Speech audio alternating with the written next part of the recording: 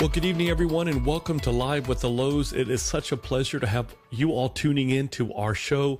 It's also a pleasure, obviously, Roxanne, to have you right next to me, literally in our office, co-hosting our show tonight. Such a blessing to have all of you here on this Tuesday, December 3rd, and we have an amazing and I hope exciting show for all of you.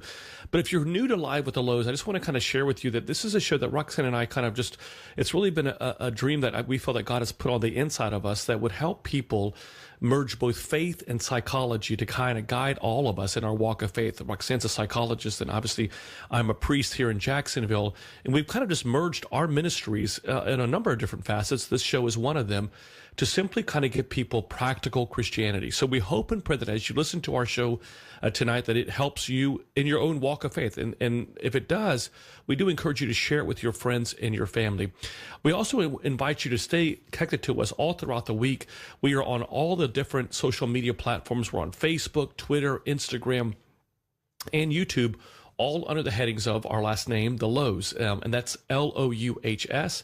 And in fact, all of our sermons are archived on our YouTube page called the Louhs, and we would love it, absolutely love it, if you would all subscribe to the Louhs YouTube page. What it does with the algorithms on YouTube is that the more that there are people that are subscribing to that channel, the more that other people who may not know anything about Orthodox Christianity or may not even be aware of what this ministry is, would be able to see it come up as a potential area for them to also look into. So it really helps us out so much for you to do that. So please go ahead and like us or subscribe to the YouTube page, as well as all of our different social media platforms.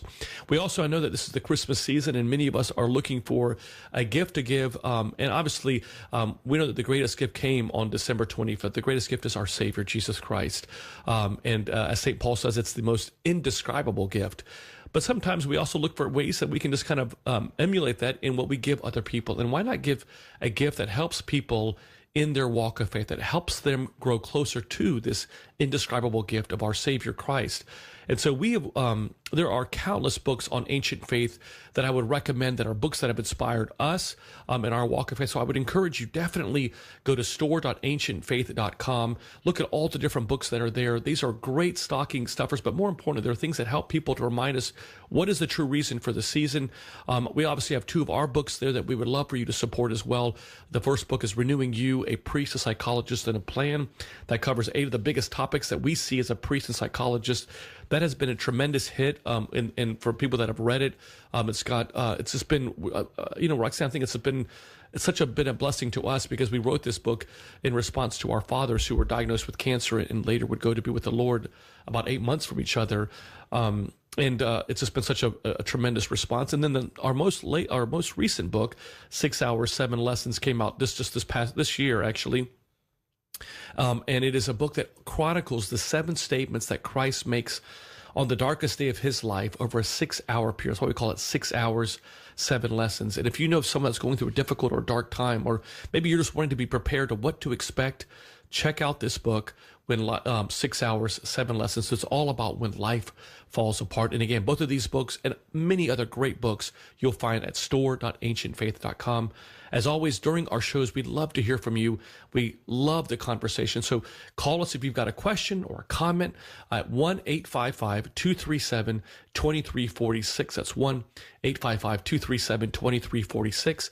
If you're tuning in and watching us on Ancient Faith's YouTube page, feel free to leave a comment there. We'll definitely get to it. The publisher or the producer of the show will definitely get that to us. And if you're tuning in on the Louhs Facebook page, feel free to leave a comment, and we'll take care of getting those comments. So we'd just love to hear from you. We enjoy hearing from you and having your interaction. So let's get started. Friends, for many of us, we hear that the Christmas season is what is called the most wonderful time of the year. It's a time in which we see the Christmas lights, the Christmas trees. We end up being with family, where we get into what oftentimes we call the Christmas spirit. But the reality is that for many of us during this Christmas season, it's not the most wonderful time of the year. In fact, for many of us, and studies reflect this, it can become one of the most stressful times of the year. In fact, studies show that there is more stress in the month of December than in any other month throughout the year. why is that? Why is this time of the year that's supposed to be all about peace and love and the coming of our Savior to our world? Why is it this time of the year can be so stressful for us? And so we thought we would dedicate a show as right before we even begin walking into this Christmas season on this first week of December to really prepare us to what do we do in walking in that Christmas spirit? How do we do that? And what are the ways that we go about doing that? And so I thought we would begin by sharing with you, and we'd love to hear from you about this as well, is what are the reasons? Why do we have so much Christmas stress? And spending some time on that. And so, Roxanne, I'd love for you to kind of just share what, in your experience as a psychologist, and maybe even in our own personal lives, I mean, what are some of the areas that you see in your practice that really are some of the difficulties that we can all face that are really what I would call Christmas stealers? They're joy stealers that we have during the Christmas season. Well, I think if you look at our general population as human beings, already sort of struggling with a level of stress that we already, don't necessarily manage well, you can consider that the holidays sort of bring an added dimension, that's sort of operating in the background of everything we're already doing, with this sort of obligation to do more, right? What's coming up, what we have to do. And, for a lot of people, us included in all of this, it can be overwhelming to think about, all right, where do I find the time to do all the extra things when my days are already, quite full?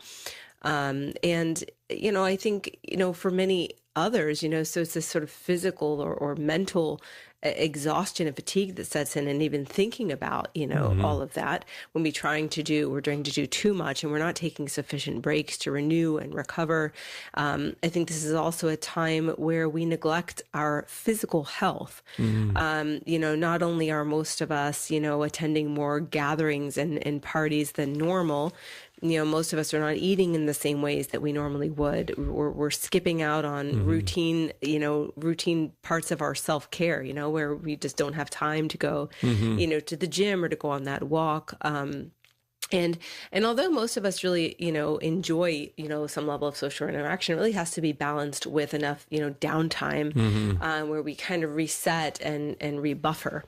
So I think the physical is kind of a big dimension. I do. I think physical health exactly is that. And I would add to that another area that I think is also an area of stress, is just the lack of time. I mean, or at least the demands that are placed on us during this time, whether it be gatherings, as you were correctly mentioning, but also, the time to go purchase gifts, the time to create the cards, the putting up the Christmas tree, the preparing of the meals, all these different areas that oftentimes can become, again, stressful. And I would add time. I think in addition to, the physical health, the physical issues that we're not taking care of ourselves, it's also the lack of time to even do the things that we need to do. And I think obviously another area that we would add to that is relationships. And I'd love for us to spend some time on this topic, because I think, for many of us, this is what a major stressor is. We're around people that, yes, it's great that we're around people that we love to be around with, but sometimes during the holidays, we're around people that, sometimes we may choose otherwise not to be if it wasn't for the holidays. Yeah, I mean, these are sort of the difficult times, right? Is this sort of knowing, how do I maneuver through relationships where either, there's an enduring sensitivity that, we may have there, where things thematically tend to bother us with that particular individual. And there are things that, that individual does that make us more susceptible to getting upset, and it's happened before. And so we may not have sort of constructed, a frame around that allows us to be okay in those moments. Not all of us have sort of figured out how to work through those enduring vulnerabilities that we have with other people. And it's usually only made better by sort of less time spent, right? And so I do think we have a lot of mental triggers that sort of surface, and complicated emotions that are made so much more poignant during that time when you're already stressed, neglecting physical health. And then there's this sort of enduring sensitivity that, people have, and then it sort of triggers anchors these sort of like, really, I would say kind of negative narratives that exist in the back of our minds that kind of create an additional, emotional stress. I think during the holidays, I find that people carry a lot of resentment from things that have happened in the past that they may not have completely gotten over. And, the present moment is something that's making it resurface, bringing up old stories. It could even bring up things from our childhood that we, and it also might be from the same person only months earlier, right? So, right, and obviously too, just different personalities, the way people approach, even something as simple as cooking a meal and, what that looks like, or working in the kitchen. This is not to mention what I was talking to someone just recently, and they were already sharing their stress about Christmas, Roxanne, and they were saying that I'm worried about having a conversation about politics at the Christmas, because the conversation becomes so, it inevitably, the subject that becomes one of the conversations at the dinner, at Christmas dinner, or during the holiday season, and it just makes them so stressful and angry about it. So, I think that one of the things that we maybe underestimate is just the stress of what a relationship, of just relationships in general can cause, not to mention those that as you were mentioning, that where that may be even toxic relationships that we may be around. Maybe if you're divorced and you're having to be around your ex during that time, or other areas that may just rekindle areas that really can kind of steal the joy of the season. Absolutely. And I love that you mentioned, politics. I think there's just so many difficult, topics that, we don't necessarily know how to maneuver through in order to sort of honor the greater goal in that moment, which is harmony, peaceful relationships, and to sort of yield to allowing the fruits of the Spirit to be present, right? And so many of us get caught up in a position and taking something personally, and so we sort of see where all of the pieces of what should be present in a relationship moment at a holiday is shattered, by an emotion, by an offense, by a position, and so I think in many ways we're not always equipped to know how do we navigate that? What's the real goal here? Despite what this person's saying, what's my ultimate value and goal in this moment that I need to stay attached to so I don't get derailed by all of these temptations, which is what I would call them. The holidays present quite a few temptations to fall. Roxanne, I do want to just kind of talk a little bit also just about the general concept of stress. We've done many shows on this, but I think it's important for our listeners and our viewers to just know, how does the stress truly impact us? Like, how does it impact us emotionally? How does it impact us physiologically? I remember reading how the stress of an event can be prolonged over months, and it actually can create it's cumulative. In other words, it builds. Even though you've maybe left this stressful situation, other situations that create stress will actually build on an event that you were stressed about but may have already been passed. And how it's cumulative. Can we talk a little bit about that? I think it's helpful to remind our listeners of that. Stress does accumulate, and the effects of it are delayed, right? So, I think many of us, when we show up to a Christmas meal, may somewhat underestimate the fatigue and exhaustion that we've experienced in the month of December, perhaps leading up to that moment. So what we may take as something that was, potentially offensive, or we start to feel negative about something, we sort of miss the notion that may have nothing to do with what we feel we're upset about in that moment, and have everything to do with the cumulative effects of physical and mental exhaustion and, increased demands, less self-care, and this sort of, combination of experiences makes for more negative emotions in a holiday gathering, for instance. And so I think it's so easy to, walk in the door and, get mad because the dog did something, and not really recognize our emotional state was compromised because we were more susceptible, because of the stress. I love that. If you're just tuning in, the title of today's podcast is all about, walking in the Christmas spirit. And we're trying to just, at least at the beginning part of the show, to define what are the reasons, what are the areas of stress. And then we'd love to hear from you. What are the areas that stress you out during this Christmas season? We'd love to hear from you, whether it be on Ancient Faith's YouTube page or on the Louhs Facebook page, or by calling us at 1-855-237-2346. That's 855-237-2346. You can also email us at thelouhs@ancientfaith.com. That's thelouhs@ancientfaith.com. We'd love to hear from you. I think too, Roxanne, in addition to the areas of that are stress that I know that I hear a lot about is obviously the time that we talked about, just the lack of it and the demands that are placed on us for that time. But in addition to that is finances. I think for a lot of people, there is a genuine concern about the cost of Christmas, the cost of gifts, the cost of keeping up with what other people may be doing, the cost of just trying to make your children happy during the Christmas season, buying that quote unquote perfect gift. I know you hear this in your practice a lot. But I would argue that one of the biggest areas that I see struggling in marriages, outside of the spiritual struggles that we see oftentimes happening, deals with finances. And I would argue that that finances are part of a spiritual struggle as well, spiritual battle that they're facing. But let's talk a little bit about just the stress of the finances and what we know, and how oftentimes what we're seeing on television, what we're seeing about people on social media, how that impacts us and how that in many ways cascades us into making decisions regarding our finances that are just unhealthy decisions to make. Yeah, finances are real stress, even outside the holidays, again, sort of like, the holidays arriving in an already stressed, society, not managing, demands well. Finances is sort of a similar topic, right? That we already, people, it's a topic that people don't always talk about. It's a topic that many people come in, even to a marriage or a family with sort of, conditioned fears around or stressors around, depending on how money was handled in their own families growing up. And so I would say that money and finances is not something everybody has a healthy relationship with or healthy interaction with. But really to conquer anything means to confront it. And so, over the holidays, this, it kind of forces people to confront finances, but not always in healthy ways. And so, finances do become, quite a source of stress because holidays are very expensive.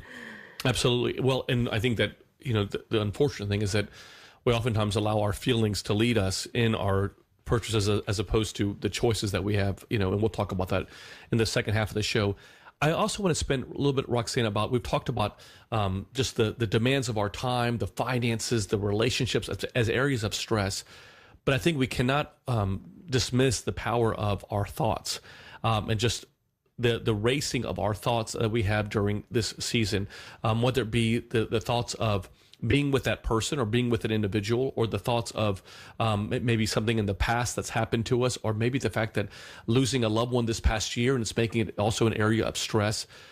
Let's just talk as just in general terms, the power of our thinking and how I would argue that our thoughts, in many ways, if they're not checked, become in many ways like a black hole. They literally suck energy out of our ability to do the things that God wants us to do.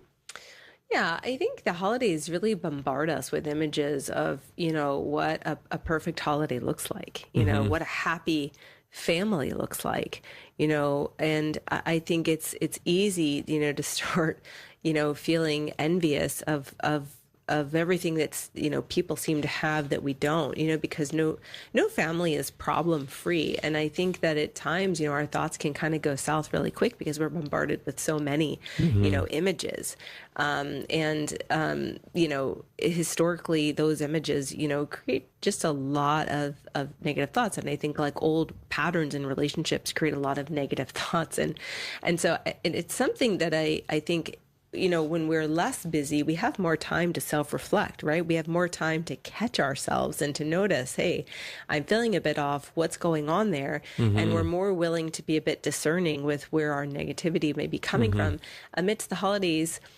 Because of the added stress, the time pressure and everything else, we're less likely to spend that time in discernment. And so a lot of those negative tapes can kind of run wild. This is a time where I'm sure you see this in the church, but people also, like, they're neglecting physical health. I think also, we neglect our spiritual Absolutely. disciplines, right? The things that we would normally do in morning devotion or prayer. We're running around so much, that our normal time, spent in quiet is sort of filled, why this is a time I could do the Christmas cards, or this is a time I could run out in, it's Cyber Monday. And before that is Black Friday. Today's Giving Tuesday. I mean, there's been 3 days with which the internet has called me, right? And so it just is sort of like the occupied mind, right? Rather than the open mind. Absolutely. And I know that, if we understand that throughout scriptures and throughout the teachings of the church has never been silent about the power of our unhealthy thinking. We call this in the fact, the early church called this, and we've talked about this before, but logisme, these intrusive thoughts that continue to kind of impact us. And what we have to recognize, friends, is not only do we need to recognize the thoughts that we're having, but also to understand that those thoughts consume energy. And when we spend time on a thought, much less multiple thoughts, just like how you would have in a computer where you'd have multiple windows opened and the computer doesn't run that effectively, the same is true for us. If we've got all these different thoughts, these worries, these things that we're thinking about open, ultimately we don't function well. And so I think one of the areas of stress that we may not even realize because we're actually doing it, maybe unconsciously, and that is our thoughts. It's like, what are we actually thinking about? It's such a powerful, reminder, for us to always be aware of that. I do want to just allow, we have a phone person calling in. And so is this Dr. Christina? It is, Father and Dr. Rick Presbytera. What a huge honor to be able to connect with both of you, this wonderful power couple that integrates the spiritual, the Greek Orthodox, with the psychology. I attend Assumption Greek Orthodox Church in Scottsdale. I am a Christian missionary doctor for the past 37 years, but I'm American board certified in internal medicine. And currently, but I don't want to talk about me. I want to talk about I wanted to introduce myself because I reviewed your book, the 6 Hours, 7 Lessons, which we're studying, and it is so phenomenal, which is how I found out about you, which is how I hopped on tonight. And long and short of what you were addressing, yet to specifically, not go on and on, we can talk ourselves another time, but I mean, to specifically address what you were talking about is the relationship that I have found between being in toxic relationships as a woman, as a weaker vessel, than my former 2 husbands. And I have a long testimony that Father Andrews and Lori and Tammy at the church, the 2 Bible study leaders, they know, and they're coming to know. And long and short of what I wanted to say is I came from much abuse, but it's so wonderful that I came to know the Lord, and then I'm coming back full circle to the Greek Orthodox Church, my original faith, because when I grew up in Chicago with all this trauma, and I went to Kinesis, and God bless them, I just, and I was pulling my hair out, and I had so much physical abuse, I had to wear wigs, and I was this little girl, and like, what was going on? I finally found the Lord later, but then to be able to come back to the Greek Orthodox Church, the ancient faith, and to reintegrate here is so wonderful. But in support of your books, which I'm huge fans of, and I actually reviewed, just so you know, I just updated my profile because I've been doing so much missionary work in the Mideast. So please forgive me. It seemed as dog lover on your Amazon thing of your book, but it's really me. And I'll upload things. Long and short of everything, what I want to specifically talk about is briefly address as you carry on is the point that as God has made us in 1 Peter 3:7 a weaker vessel. What does this mean? This does not mean, of course, that we're not strong mentally. It's just that we don't have the lung capacity of men. We don't have the percentage oxygenation in our blood. We're physically not the same as men. And so like my ex-husband, who I love very much, my former husband, I love him very much, but he didn't tell me, that he had Asperger's deliberately before we got married. And I told him this whole story of my life being this codependent. Long and short, what a, oh my God, when I got married. So long and short of it, I went through a lot with him, and he's Ukrainian, and he's got a very, kind of bombastic situation there. Long and short, I suffered so much, Dr. Roxanne and Father Lou, in my body physically because, like you said, Dr. Roxanne, because of the emotional, it affects the physical because it's all in alignment.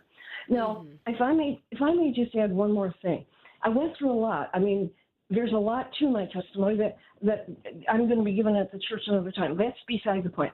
I just wanted to hone in on two things you said, that this does affect us because we are in the spiritual, emotional alignment, and we want to be in peace.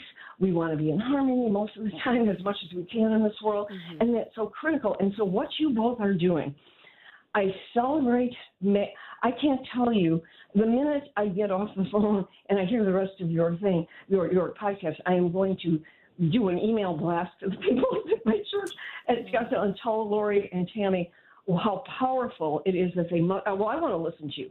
I mean, this is just so wonderful of what you're doing. One last thing I want to leave you with that I think is powerful and will tell your viewers a lot because of what you're doing. I, myself, when I healed with my mother, who was a generational curse of Freemasonry that affected my family growing up in the Depression. Father fought in World War II and didn't have anything to eat, only saw doctors having food on their table. Long and short, the Freemasonry curse had affected my family, and long and short, my mom became a violent, paranoid, schizophrenic. Yeah, and with most not being that way. Long and short of everything, when I healed with my mother much later in life, the lupus symptoms that I had so profoundly suffered from, autoimmune disease, rejection of self, when I healed with my mother, those immediately disappeared. Wow. And she died in my arms and gave her heart to the Lord.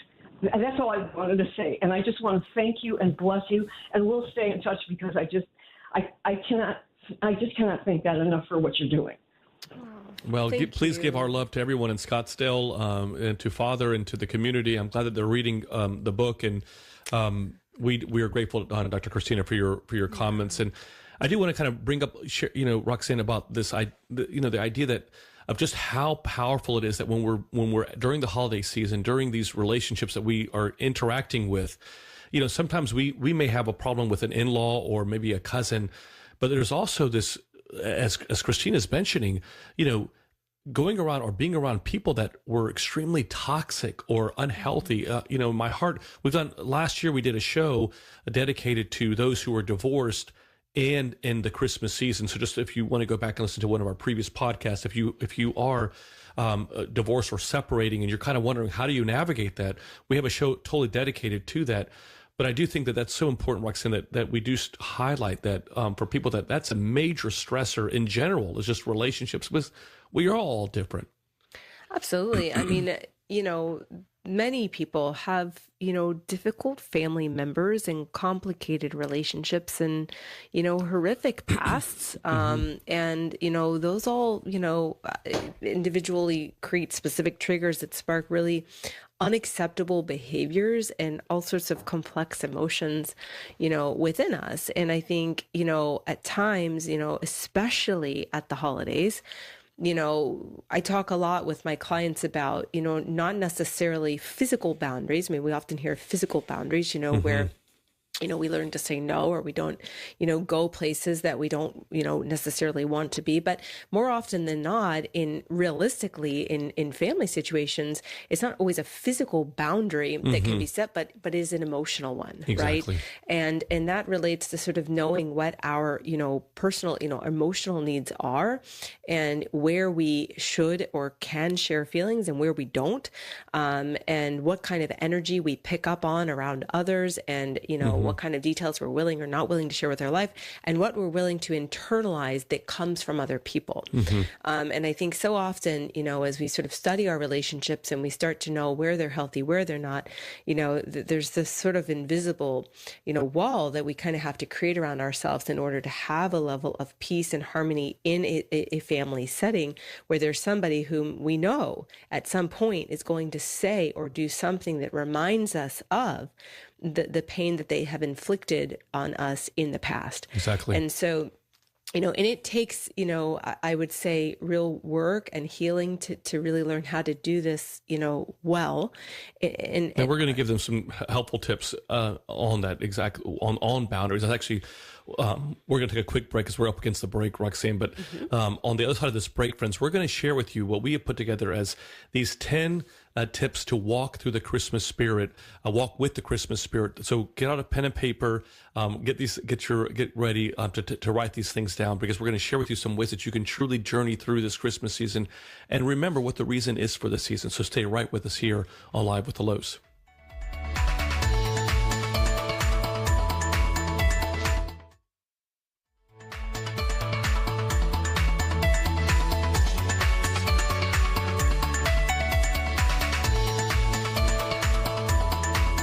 Live with the Louhs with Father Nick and Dr. Roxanne will be back in a moment.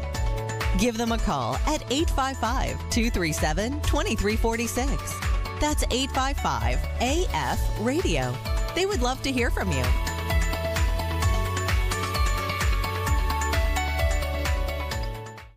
Struggling in your walk with Christ? Do you want to rediscover your reason for living, the person you were created to be? Renewing You, a priest, a psychologist, and a plan gives you the keys to unlock areas of your life that hold you back from fully experiencing the renewal and transformation God has in mind for you. Co-authored by a priest and a psychologist, Father Nicholas and Dr. Roxanne Lowe, Renewing You combines principles of spiritual growth with psychological tools to help you become your best self, fully connected with God's purpose for you. To purchase this book, please go to store.ancientfaith.com. That's store.ancientfaith.com.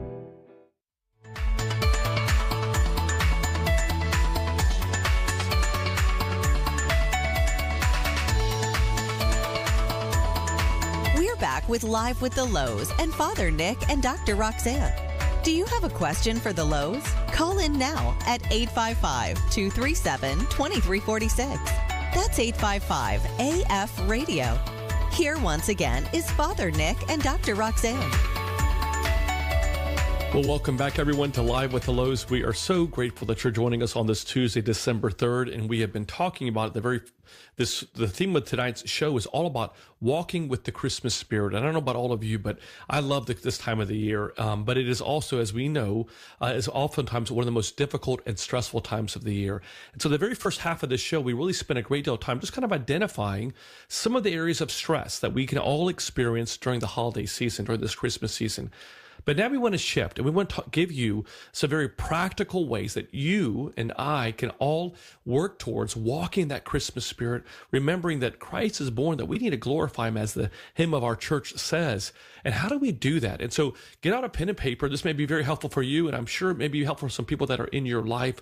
And so hopefully it'll encourage you. But as I mentioned at the very top of the show, we would love to hear from you. If you've got things that you comment or a question, or maybe a word that you have about the holiday season and you'd like some guidance, we'd love to hear from you. You can call us at 1-855-237-2346. That's 1-855-237-2346. Or feel free to email us at thelouhs@ancientfaith.com, thelouhs@ancientfaith.com. So here's number one, okay? And write this down. Number one is, don't try to pursue perfection. Manage.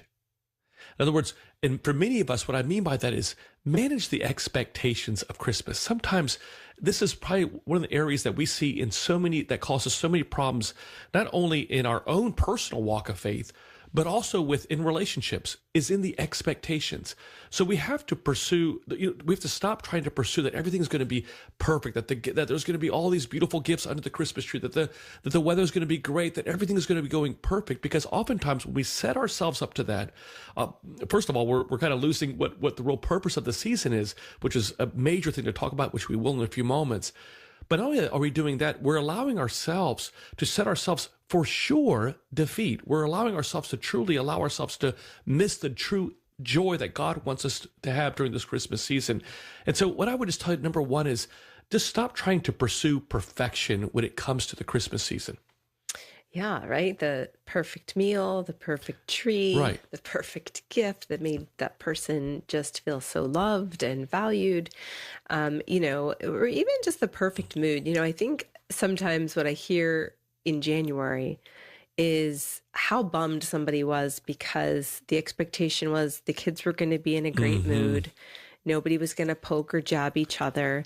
You know, you're going to feel so super loving and warm and cozy toward your spouse. And, you know, well, the kids woke up cranky and tired and, you know, well, you know, your husband did something that bothered you, you know, and so it's the or inevitable. Your wife, by the way. Yeah, right. It's the sort of inevitable daily life we can't forget exists on holiday life, right? And so I think, you know, sometimes when we sort of set something up to be so great, we're often disappointed. And I think if there's, you know, one of the things I would say is to sort of protect one value that you're going to go into that day with, saying, I want to protect this.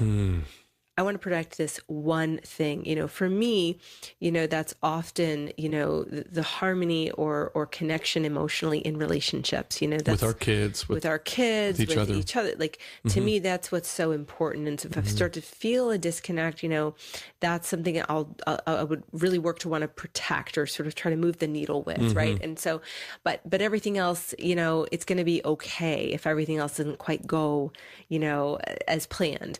And so I think at times we have to really decide, you know, what is that one thing that we really, really want to protect, and sort of everything else above that line becomes negotiable. You know? Exactly.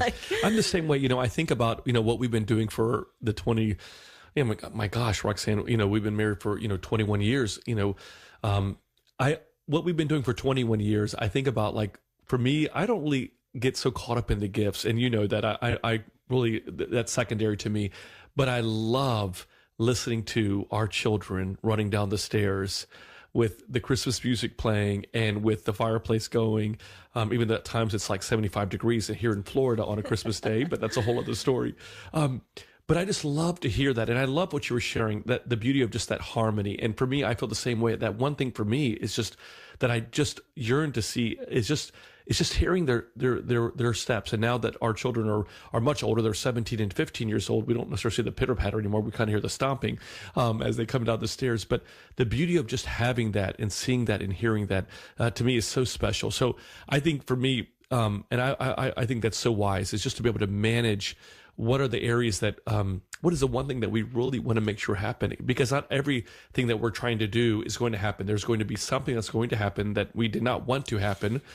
Just like at a wedding. I mean, you're going to have things that you just didn't expect. And it really kind of takes away the joy if we put all of our eggs in that basket of just pure perfection, that when that doesn't happen, then we're disappointed. And then we lose track of, again, the reason for the season. So, and, you know, speaking of sort of thinking about that emotional connection, you know, I feel, you know, what would Christ want more than this sort of emotional connection? You know, it's interesting, you know, some of the latest research is now showing that our brains, you know, the emotional centers of our brain actually synchronize with others when we sort of have an empathic attunement toward one another, right? Where we can, you know, see our kids' joy and we really enter that moment and attempt to feel that joy with them, that our brains actually synchronize. I mean, it's just incredible, you know, the human body with what God has designed within us to do. You know, I kind of take a look at that and go, okay, Lord, you wanted us to be connected, you know, emotionally, or even to sort of enter that connection with somebody who's struggling with a loss that day, who that may be a tougher moment, to really pause and sort of enter into that space with someone and attune to them, you know, in that space to help them feel maybe less alone, you know? And so if, you know, that becomes your value on that day, you know, you're winning when you did that, when you took a moment and you entered that space with someone. So, you know, to sort of conquer that perfection over it all, decide the one thing that, you know, you really want to do, that you are going to prioritize that day and be intentional about.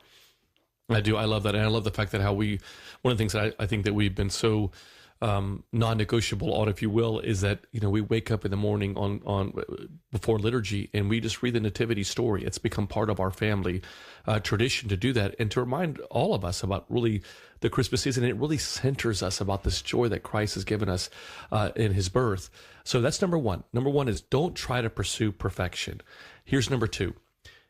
And this is very practical advice, but number two is don't overspend your means. I mean, if we're looking at this in a truthful way, studies are showing that 70% of us right now are expecting to overspend our budget for Christmas.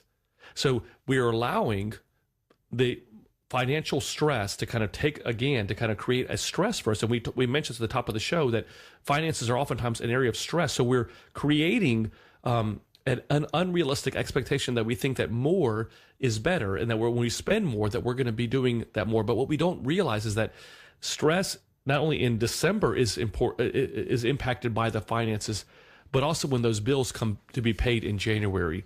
We're seeing that. I know that, Roxanne, we've talked about this before, but yes, a major area of stress is in the month of December, but a major area of marital strife is in January, when the holidays are kind of over and people are kind of back to, in some ways, a normalcy.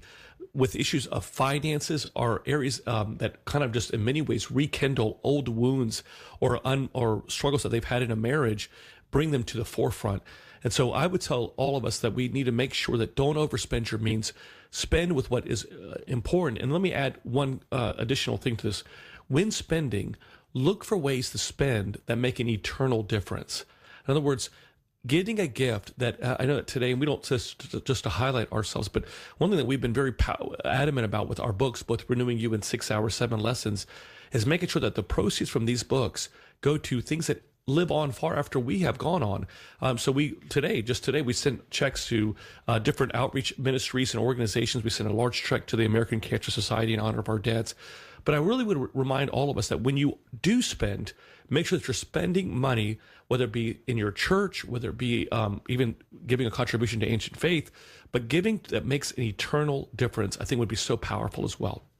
Absolutely. And I think, I love that we have Giving Tuesday, right? I mean, and how beautiful that comes right after, the gratitude that we experience around Thanksgiving, in between, preparing us, through Advent, for the birth of Christ.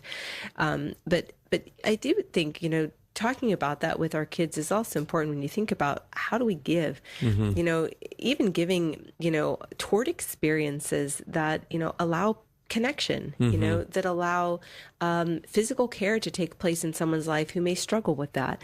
So as you think about, how you can use what God has bestowed upon you to give towards someone, to really give toward, things that help His will better take place in someone's life, that experiences, like I said, shape connection, gifts for physical health sort of renew and reset, somebody, intellectual gifts or books that people, have always kind of had a sparked interest in. You never know what's going to sort of take off in someone's life. And so I think really trying to, if you are going to sort of be giving these gifts, thinking about, all right, what's going to really make a lasting difference beyond today in what I give toward, with the means that we've been given.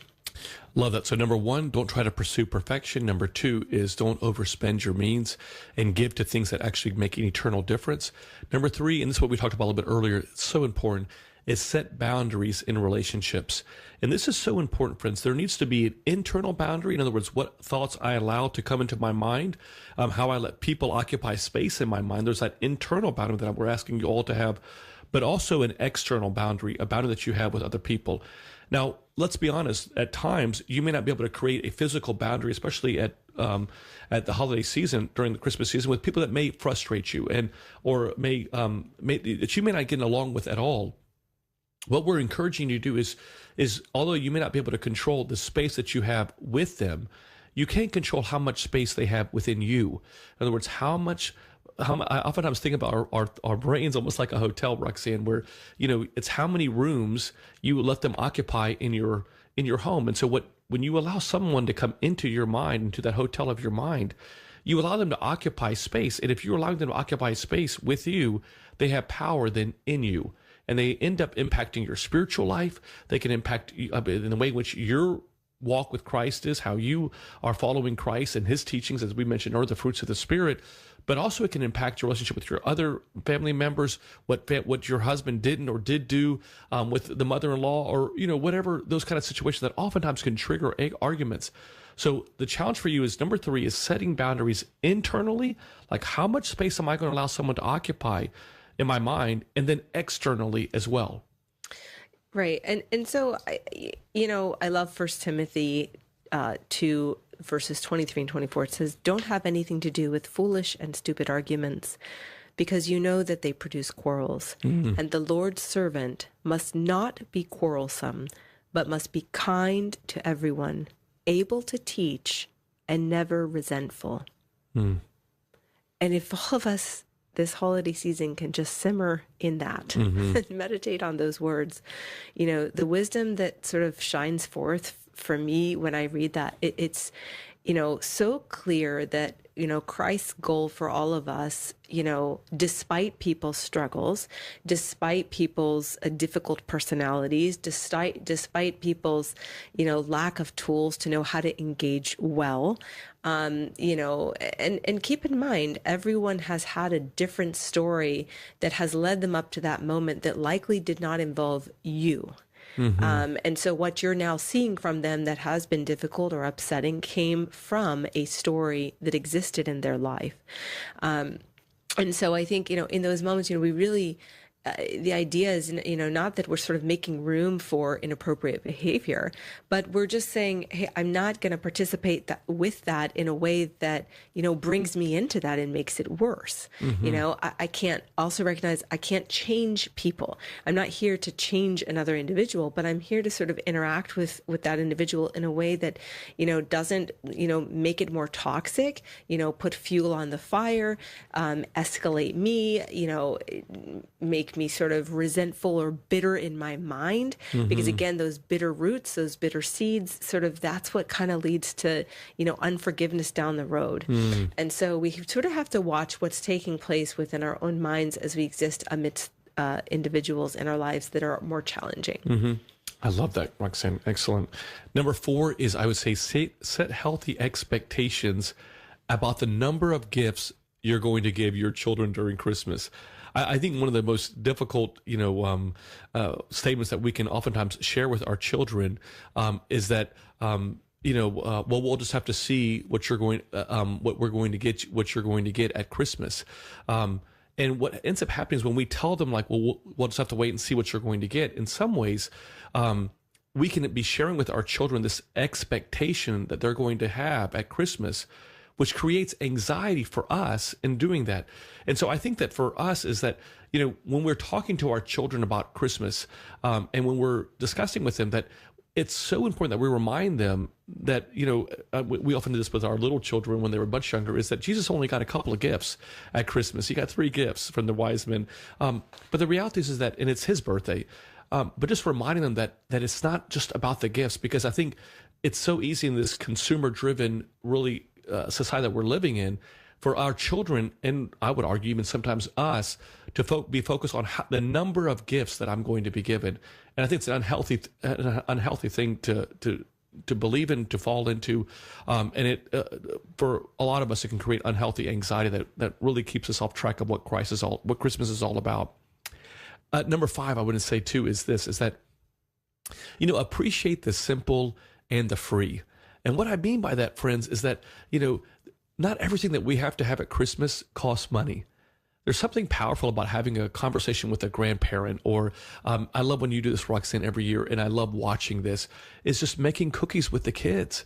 These opportunities, these moments that you have where there's a connection, there's such a beauty that don't cost anything. And sometimes I think that we can sometimes get so focused on on the holiday itself that we forget just the journey to that holiday, journey to Christmas. So look for those things. Look for the opportunities just to listen to Christmas carols that I love to do, or the opportunities of just having a great Christmas conversation with our children about what are their dreams, their aspirations, what they love the most about Christmas besides just the gifts. Those things that are just simple and free. I remember growing up, Roxanne, one of the beautiful things that I remember the most growing up with my father, who's been, has now been passed away almost 9 years or 8.5 years now. It's just those times that I would spend with him, and he would tell me about growing up in the Holy Land for Christmas, and just hearing those stories. I don't even remember all the gifts that I got, but I remember those conversations with my dad. And I think it's just so important for us to remember that appreciating the simple and the free. That's number 5, everyone. A beautiful thing, as we appreciate the simple and the free, is to really, think about what gift we give Christ, during that holiday season. If there's one gift we could give Christ, what would it be? and would it be to think about, the lonely, the isolated, the socially isolated, and to put a card in the mail to somebody who needs it. And, as you're caroling, through nursing homes, to sort of drop off a few gifts there, for people who there are people in nursing homes who do not receive a Christmas gift during Christmas time. A lot. And it breaks my heart, which I know it was so many churches have the senior angel, program. I know we have it at our church, and, shopping for that blanket and pajamas and, I forget all the things that were in it. I just thought to myself, imagine how many, seniors may not be receiving any kind of Christmas gift whatsoever. So if you happen to be going, to be able to just drop off an anonymous gift and say, please give it to one of the people in this community who may not be getting something. It's just, small ways that we give to Christ, over Christmas, as we pour into our families and we pour into our communities. I think it's one way that we can find a way to kind of give back. Right. Here's number 6, everyone. Embrace the less is more mentality. So I think that it's so easy to kind of have this idea that more is better. But we don't need a whole bunch of gifts, friends, under the tree to just really experience it. That just having the idea that, let me just... I've often found that some of the most meaningful things that I've ever received in my life are the things that come from the heart. I can remember receiving like little cards from my children that really spoke to me in my own, that became powerful Christmas gifts. So I think sometimes, again, kind of going back to what we were saying earlier, be careful about this need or this idea that more is better. Oftentimes less is better, and less is more. So again, finding those, being very strategic about the gifts that we end up finding for those that mean something to us, I think are so much more powerful than the idea that more is better. Number 7, I would tell you, just because we're coming up against the time, is number 7 would be is take the time when you find yourself stressed to reflect on your blessings. And I would encourage to write them down. There's something powerful about putting a pen to paper about the blessings that you have. Because yes, the reality is that life is not perfect. We all experience things that in our life that we wish we could have had differently, or things that could have been done differently. But I would argue that there are many people throughout the world that would love to have our life, that would love to have received the gift that you're receiving, or to have the opportunity to do what you're doing right now, what we're doing right now. So the challenge is to remind ourselves, wait a minute, like God has blessed us in so many different ways to be able to have ears to hear the show, to experience the Christmas season. Let us never take that for granted. So I would just be intentional about reflecting on the blessings that God has given us. I think it's so important to do. And when we struggle with that, I think that, at times when life gets so out of hand, and we're having a hard time recognizing our blessings, I would also say that's a red flag to sort of recognize, scale back. Okay. I need to sort of, maybe I'm moving at too fast of a pace, and maybe choose how you want to spend your time, prioritizing activities that do bring you joy, that do bring you comfort, that do bring you peace. If that means watching a holiday movie in the quiet of your home, or baking, or connecting with loved ones that actually lift your spirit rather than steal from your spirit, not every invitation is one that you have to say yes to. And so if you're struggling to reflect in gratitude, to me, that's often the soul screaming out for a little bit more boundaries to sort of withdraw and reprioritize, what you've been saying yes to. Number 8, thank you, Roxanne. Number 8, I would also share is be present. I think it's so important, friends, that sometimes, even from now, here we are, December 3rd, we could be thinking about and dwelling on and worrying about what's going to happen in 22 days from now. And we lose the idea because we're spending so much time in the future, stressing about the future. And the church fathers talk about this, about this notion of just simply worrying about what's going to happen there. Let whatever's going to happen there, we'll cross that bridge when we get to it. But just simply being still in this moment and allowing ourselves to be present every day with Christ and with the people that God has put across our path. It's so important that we make that really intentional choice every day. I oftentimes share with our community here is that Christianity is intentionality.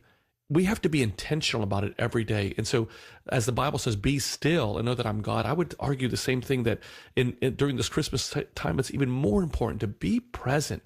Be present with your children, be present in the moments that you have that God is giving us.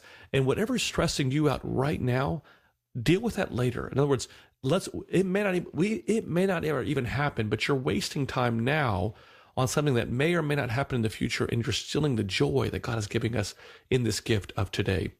Here's number 9.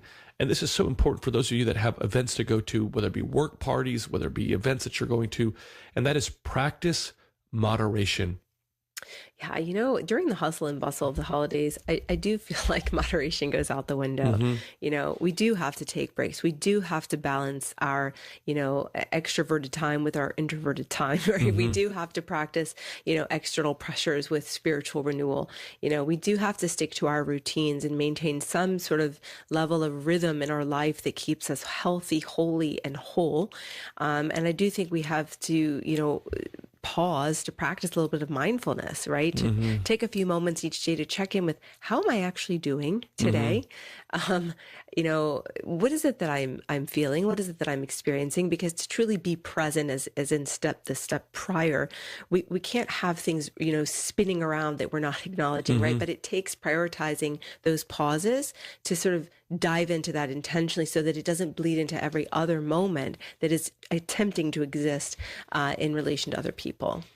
And to go one step further with that moderation is, I would say, moderate how much you drink, friends. If you're at a party, moderate your alcohol consumption, your food intake, moderate your diet, moderate your commitments that you make, moderate your spendings, your drinkings, the responsibilities that you take on. I think it's important for us to kind of prepare ourselves from now, even tonight, about what you're going to allow yourself to take in physically, emotionally, spiritually, because if not, you're going to allow your feelings to kind of lead you once you're in those events. And that's oftentimes what leads to a lot of sinful behavior and struggles that we can face in our life. So choosing now that I'm going to let my choices lead me, I'm going to be intentional about what I'm going to allow to enter me mentally, spiritually, physically, and allow myself to make sure that what I'm doing in relationship is always balanced with what Christ would want me to be doing in those moments. And here's number 10, friends. And that is the obvious one, is remember whose birthday it is anyway. I mean, at the end of the day, friends, we say this Bible verse so often in John 3:16, and that it's sometimes, I think, if we're not careful, it's become such a routine Bible verse, that for God so loved the world. But I just want to spend a moment on this, that God so loved, and that word "so" is so important. Like, he so loved us that he sent his only son, Jesus Christ, that whoever believes in him, as you know the rest of this verse, will not perish but have eternal life. And the challenge that I'm making for all of you, everyone, is that allow this time, this Advent season that we're in right now. And what I love about the church is that the church doesn't leave it up to us. It actually inserts a season for us to truly remember the reason for the season. It doesn't just simply say it, but it says, let me give you a season that helps to do that. With allowing yourself to ask yourselves, what are the things that I need to fast from tonight? What are the things that God would be saying, hey, you need to be moderate in this, that you need to fast and having healthy expectations, that you need to have healthy boundaries. And what is he telling me that I need to be feasting on, because he so loved me that I need to find myself falling more in love with him? And if you feel like you're close with Christ right now, that's great, everyone. But I would say go even closer. Like, if you've been at the 3 foot of the pool of faith for a long time, maybe God's saying, hey, listen, as you're approaching my birth, can you go to the 4 foot? The 5 foot, the 6 foot. In other words, that you would spend more time reading about me, and not only reading about me, but letting me read you when you're reading about me. That you would allow that opportunity for there to be mirror moments all throughout this Advent season for you to draw closer to me. That you would pray, and that you would model more than ever before what Christmas is about. That you would walk in the spirit of Christmas in everything that you do, so that truly not only are you walking in the spirit, but you can remind the people that are in your life to be able to walk in that Christmas spirit, and that they too can enjoy the true reason for the season. I don't know about you, Roxanne, but I hope and pray that these practical ways, these 10 steps that we've given you, we could have added a ton more, by the way. These 10 practical ways that you can walk in the Christmas spirit will inspire you in this Christmas season. And we pray that God will inspire you and speak into your heart tonight about the areas that you can do to grow closer to what he desires in all of us. We want to thank Matushka Trudy, as we do every single week, for producing tonight's show. Join us next Tuesday as we kind of delve even in one more level of this walking in the Spirit when we talk about how do we parent during the Christmas season. It's going to be a great show. We've got a great physician that's going to be on the show with us talking all about that. So I look forward to having you be with us next Tuesday. If you found the show beneficial, friends, share it with your friends and family. Join us on our Louhs social media platforms. Subscribe to the YouTube channel. And if you're looking for a great Christmas gift, go to store.ancientfaith.com. Look at all the great books. And if Renewing You in 6 Hours, 7 Lessons inspires you, definitely take advantage of that. God bless you all, my friends, and stay strong in your walk of faith.